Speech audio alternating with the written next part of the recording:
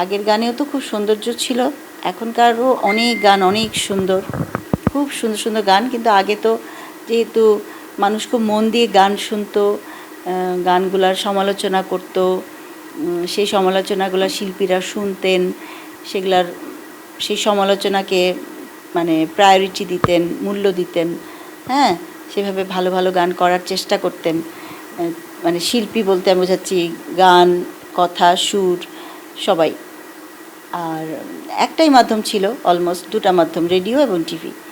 আর এখন তো অনেকগুলো জায়গা, তো যার জন্য এখন বলা মুশকিল যে কোন গান কিভাবে কার কাছে কতটুকু পৌঁছাবে।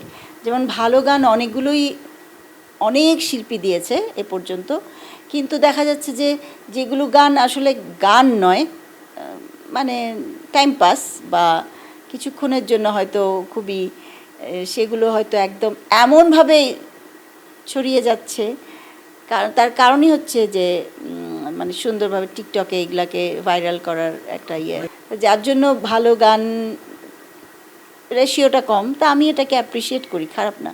ভালো গানের কদর যারা করে তারা আসলে বুদ্ধিমান। যারা বাইরে আমাদের গান শোনেনি, তারা যদি একটা খারাপ গান টিকটকে বা রিলসে একদম ভরে গেছে, তারাও তো ওটা দেখবে, কারণ তারা ভাববে যে বাংলাদেশের গান মানেই এইটা। ফাস্ট রিদমের গান ভালো লাগবে, কিছু স্লো গান ভালো লাগবে, গান তো গানই। এই গানগুলোও মানুষের কাছে ভালো লেগেছে নিশ্চয়ই। একটা গান একটা দেশকে কিভাবে রিপ্রেজেন্ট করছে, এটা একটা ব্যাপার। যে আমার গানটা অন্যদের কাছে, যেমন আমরা একটা মেহমান আসলে আমরা কীভাবে ঘরটাকে রাখি, কীভাবে খাবার দেই, এটার উপর ডিপেন্ড করবে যে আমি কেমন। ফিল্মের গান আলাদা জিনিস, ফিল্মে তোমার সিকোয়েন্স অনুযায়ী গান তৈরি হয়, তো এটাকে আসলে অন্যভাবে দেখলে চলবে না। কিন্তু গানটা কতটুকু মানে ভালো খারাপ সেটা তুমি বলতে পারো, বাট গান যদি মানে ভালগার গানও হয়, সেটা কিন্তু ওই সিনেমার ওই সিকোয়েন্সের জন্য তৈরি হয়, বুঝতে পেরেছ? আবার যখন একটা রোম্যান্টিক দৃশ্য আসে, ওই সিকোয়েন্সের জন্যই আমার বুকের মধ্যেখানে তৈরি হয়। আবার ওই সিকোয়েন্সের জন্যই আমি পাপি তিনি জামিনদার, আধ্যাত্মিক গান। আবার ওই একই গানের জন্য তোমার ধরো কোনো, যেমন আমি একটা গান করেছি ফিল্মের, সেটা কিন্তু ক্যাবারেট সং। এখন অনেকে ভাববে সামিনা ম্যাম ক্যাবারেট সং, হ্যাঁ করেছি। ছবির একটা দৃশ্য ছিল একটা ওখানে, তো খুবই সুন্দর গানের সুরটা, গানের কথাগুলা, মানে ওটা ক্যাবারেট সং ঠিকই, কিন্তু ওটার মধ্যে একটা মাধুর্য আছে, ওটার মধ্যে একটা রুচিশীলতা আছে, এখানে তুমি বলতে পারো। সত্যি বলি কি, সবাই তো আর গান গাইতে পারে না, তো তারপরেও সবাই গান গেয়ে যাচ্ছে।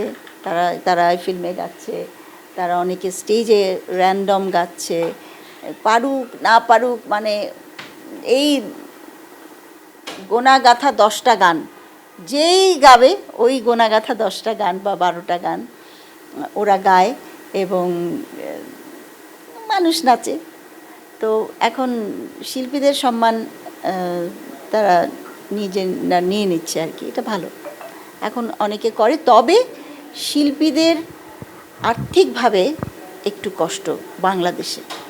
কারণ হচ্ছে মানে ধরো দেশের পাশেই দেশ, যেটা একটা গান গাইলো সেটার এতটাই আসে, তোমার ওটাকে কি বলবো, রেভিনিউ আসলে সে সাথে সাথে পয়সাটা পায়, যে তার আর চিন্তা নেই। কিন্তু বাংলাদেশে এটা হয় না। আমি নিজে যেচে কোনো দিন আসলে গান গাইনি, কোনো কিছু আমার জীবনেও আমি চাইনি, এবং আমার মানে আমার সাধারণ জীবনেও আমি নিজে থেকে কোনো কিছু চাওয়াটা আমার অভ্যাস নাই। আর সেখানে গান তো অনেক দূরের ব্যাপার। আমি মনে করি তুমি একটা জিনিস পাবে, সেটা আমার মানে তোমাকে বলতে হবে কেন, এটা আমি নিজেই দিয়ে দিব। গানের ব্যাপারটা তো একটা একক ব্যাপার, তো আমি একা গান গাই, ও একা গান গায়, এরকম। মানে নাটকে যেমন একটা ইউনিটি থাকতেই হবে, 4-5 জন মিলে একটা নাটক হবে, একা হয় না ম্যাক্সিমাম, ওগুলো আলাদা জিনিস। কিন্তু গানের ব্যাপারটা আসলে ইউনিটিটা যদি আরও একটু বাড়তে পারে, তাহলে নিশ্চয়ই কিছু হবে। তবে মানে সরকারকে ডেফিনেটলি কিছু করতে হবে, এবং যারা ব্যক্তিগত মানে প্রাইভেট যে চ্যানেলগুলো, যে আমাদের গানগুলো নিয়ে যেগুলা হয় কিন্তু পরবর্তীতে পেমেন্টটা হয় না সেভাবে, তারা নিজেরা করলে এটা হবে এবং করা উচিত আমি মনে করি। আল্লাহ আমাকে যে কদিন গাওয়ার তৌফিক দিবে ওই কটা দিনই আমি গাবো। নিজেকে আমি মেন্টালি সব সময় রেডি রাখি যে আল্লাহ যদি আল্লাহ গলাটা নষ্ট করে দেয় আমার জন্য মন খারাপ হয় না, আমাকে যেদিন আমি আর গান গাবো না সেদিন যেন আমার মন খারাপ হয় না। তো এর এমন কোনো আমার নাই যে একদম জীবনের শেষ দিন পর্যন্ত আমি গান গাই বা গেতে চাই, এমনটা না।